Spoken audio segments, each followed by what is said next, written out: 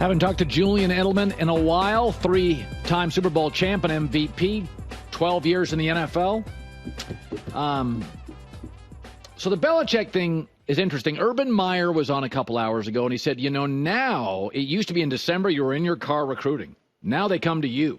He goes, actually, several years ago, I thought Belichick was a terrible fit in college, but actually now he can sit in his office. You sit down with Mike Lombardi, and how much do you want? Have you changed? We've had so many different opinions on Belichick. What are you making of it today? The more you think about it, the more it makes sense. One, projecting players. I know that you're not a big fan of him at that, but he did have a guy, Steve Neal, who was a wrestler that was a 3-time Super Bowl champion guard. I was a quarterback in college. He projected me as a receiver. Well, Gronk was a huge guy. Gronk, Tom Brady. So he knows how to project players. 2, his dad was a part of that whole thing. He loves nostalgia. He loves his family. Anything that his father was a part of, he loves. So that makes sense. And then, 3, it comes down to NCAA is pro football now. Like Urban said, this is just turning into a introductory pro football league. Like AAA baseball. It's AAA baseball. Now, there is something that you noted. This is interesting for our audience. Spring football actually is better in college than the pros because of the CBA and the NFL's very limiting. Without a doubt. So, when everyone talks about the developmental of players, I've never seen Bill have spring practice full padded. Now, he's going to have 15 practices to install his system, full contact, 8 hours a week, whatever it is. With pads to install his offense and get his team ready, which those in the NFL are passing camps in shorts. You can't go pads in the NFL. Can't go pads in the NFL. As a matter of fact, when your day is done, you have such strict work laws that you have to leave the facility. You can't throw extra after at the facility. Wow. Now, I think, I don't know the college laws, but I just remember when I was in college, we used to run so much in 6 a.m. Then we'd go and have football practice after, and then you'd have meetings. So you could install your whole offense in the spring. You could install your whole offense in the spring, and that's what we do in the league through those passing camps and mini camps. Now, it's effective for us because we've all had a foundation and we're all pros. But at a younger level, you get to hit these kids. They get to hit, and you get to develop them at a faster rate. So it's going to be very interesting to see how fundamentally sound his teams will be because of that off-season spring practice and the ability to go out and prep full pads. Okay, so Danny Parkins came on. He knows the Bears well. He's from Chicago, and he said, listen, Vrabel's a bit overvalued because he had a losing record last couple years. He got into a power struggle. Mm-hmm. Chicago could be a power struggle. You're better off going and finding an offensive coordinator. I think Chicago's too big of a job, too many obstacles to just say, here, offensive coordinator, run the steeplechase. It's too much. Where do you fall on that with Vrabel? I fall that if he was interested in the Bears, they should definitely hire him. They need a culture guy, like I know that's what you call him, but they need someone that's going to grab someone by the back of the neck and say, hey, I need to talk to you in the hallway because you're slouching or you're doing this. They need an accountability guy. It's very similar to the Detroit thing with the historical the amount of losses that they've had historically in Detroit. They needed a culture guy to go get MCDC. Mike Vrabel's MCDC, but this guy's a savant when it comes to football. And I'm not saying MCDC isn't, but I know Vrabel for, firsthand. So they need a culture guy. They need someone that's going to hold people accountable. And I believe if he wants that job, they should try to hire him. Yeah. Vrabel, who told us, J-Mac? Was it Urban told us last week that he thought Vrabel was the smartest player he ever coached? Somebody told me that. It was probably Matt Patricia. No, it was Josh McDaniels. He thought he was as smart as any. He said he retained so much information. Yeah, he retained it, and he even gave Brady crap. he gave everyone crap. And that was the thing. He was so smart that he could get under your skin and you couldn't do anything about it because he knew your assignment. He knew his assignment. And this is all while he was on scout team, as a starting defensive end playing safety. Like, that's the kind of guy he is. And that's the kind of guy you need. You need an a-hole. And that's what they're lacking in that locker room. There's way too much noise. Matt Nagy was a great guy and won, and they didn't like that. No, they need someone to come in and tighten things up. He had an identity in Tennessee. They were tough. I heard the guy who came in on your show talking about, you need an offensive mind. We need that.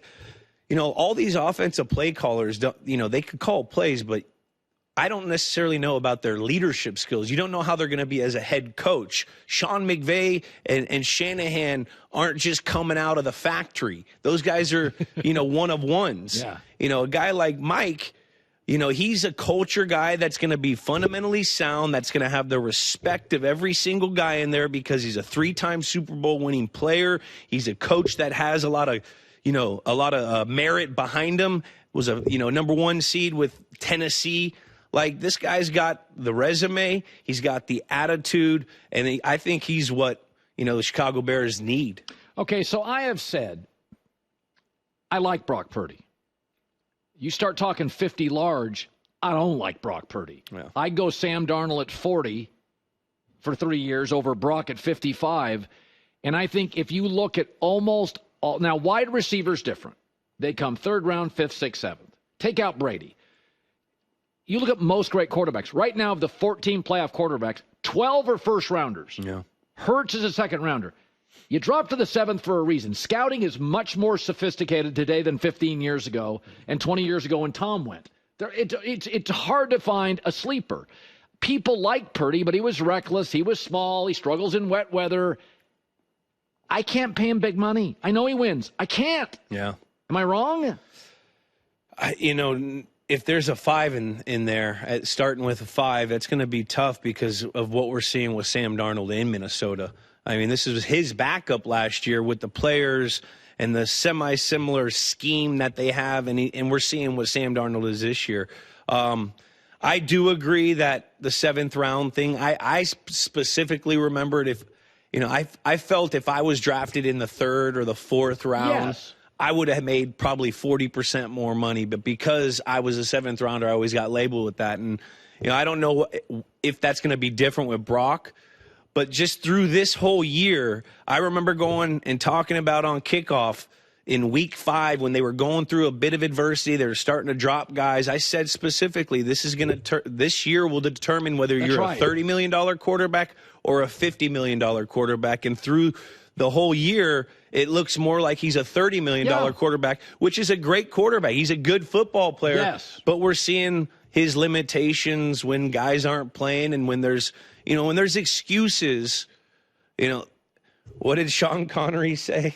Excuses are for losers. Winners are the guys who go home and take the prom. That's the thing. I always use the if rule. Yeah. If you're a quarterback that's an if, like Josh Allen is great. Brady's great. Good weather, bad weather. If you're an if quarterback, 2 is the ultimate if. If it's warm, you're at home, have protection, an offensive coach, and are healthy. Excellent. Yeah. A lot of ifs. Brock struggles in wet weather, struggles without McCaffrey, struggles playing in the 4th quarter, especially behind. There's a lot of qualifiers. If the first number's 5, you can't be an if guy. You can't. And this is a product of this whole system. Okay. I mean, if you look at it, Tua's in the same system. Yep. Brock's in the same system. Yep. Jimmy G's in the same system. Accurate, but nothing. Timing. Yeah, exactly. And the only one who really has manifested the whole thing and won the Super Bowl is Matthew Stafford, who wasn't born in the system, who was born in a drop-back system that went to this system, the West Coast system. And he's one of the all-time great arms. And he's one of the all-time great arms. Yeah. And that's what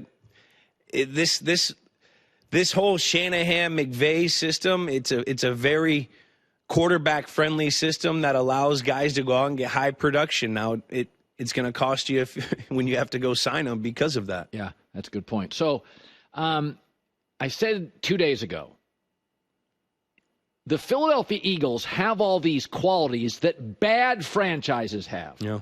the coaches barking at other coaches.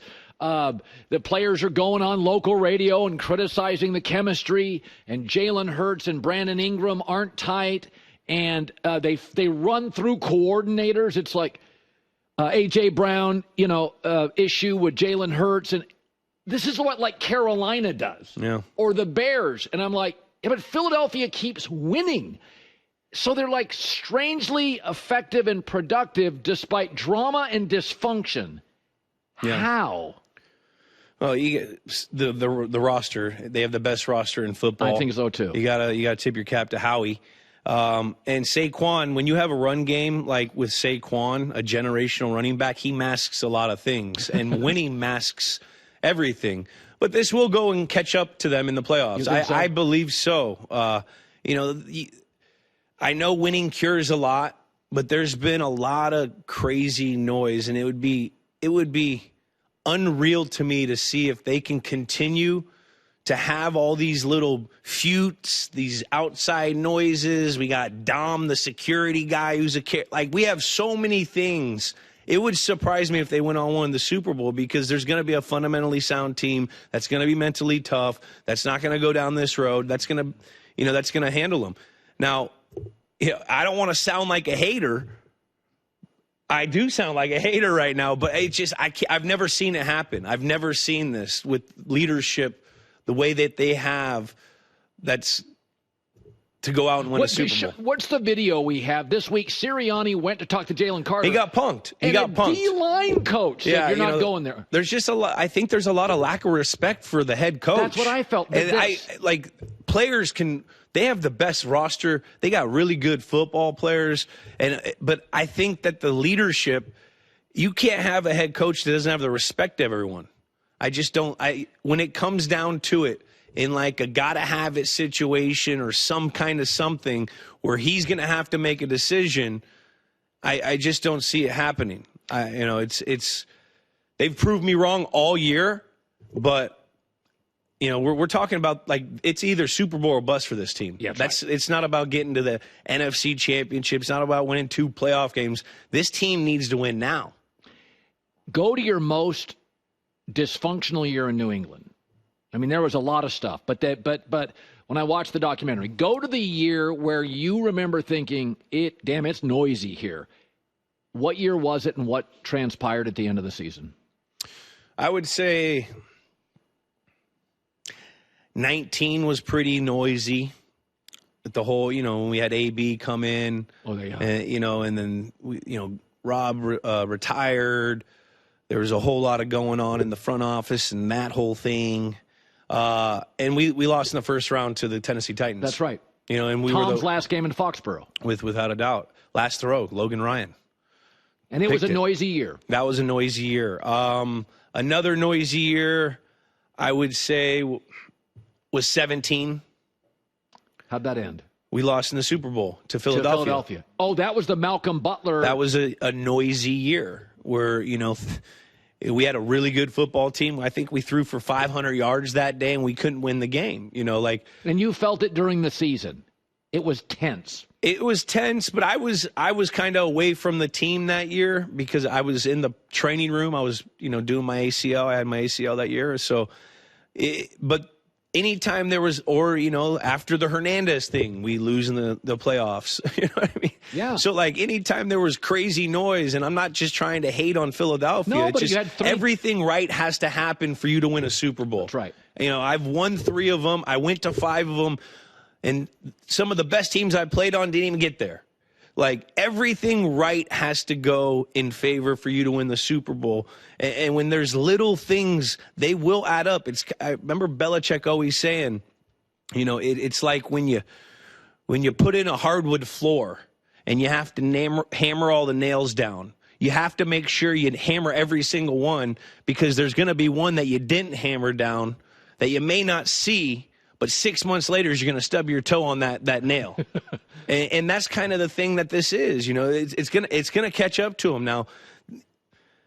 Yeah, I mean, in your life, there were 3 noisy years. You never took home the trophy. Never took home a trophy. Give me the perfect year you had when everything worked. You literally, the Super Bowl was over. We had some noise too. What was that? Atlanta year? Well, no, the year we went, when Tom was suspended in 2016. We had noise that year, but we also had Tom Brady and Bill Belichick, and that pair, that's not Hurts and Sirianni. Right. You know what I mean? And there's nothing against those guys. They're very good at what they do, but there's nothing, we had to have a lot of mental toughness, and we had the best football player in the history of the game. In his prime to do that. So that was the one noisy-ish year that we went on one. And then, I was suspended in 18 for the first 4. That was a noisy year, and we won the Super Bowl. But, that was different as well because we have Belichick and... Well, both of them, the noise was in September. In September. That's right. This noise is coming weekly. It's weekly noise. I feel bad because it's a fun team to watch. They are when you watch Saquon run the football, A.J. Brown takes his one. He gets slant routes. He gets 3 or 4 slant routes a game that he breaks 4 tackles on and gets 25 plus yards. I'll make this argument. This is the most talented NFL roster. This right here. I'm trying to think of one that's second. I'll tell you that Brady one that won in Tampa when they got Tristan Wirfs and he was like, oh, crap, he's great. And Gronk came. Yeah. And A.B. That roster had dudes everywhere. They had one issue, right tackle and running back, and they solved it. That was an all-star. I mean, hell, that team the year before had 30 picks by Jameis and almost made the playoffs. Almost made the playoffs. But he also had 33 touchdowns. He did. Hi, everybody. It's me, Uncle Colin. Subscribe here to get the latest from the herd, including exclusive behind-the-scenes videos and more, wherever you may be, however you may be watching. Thanks again for making us part of your day.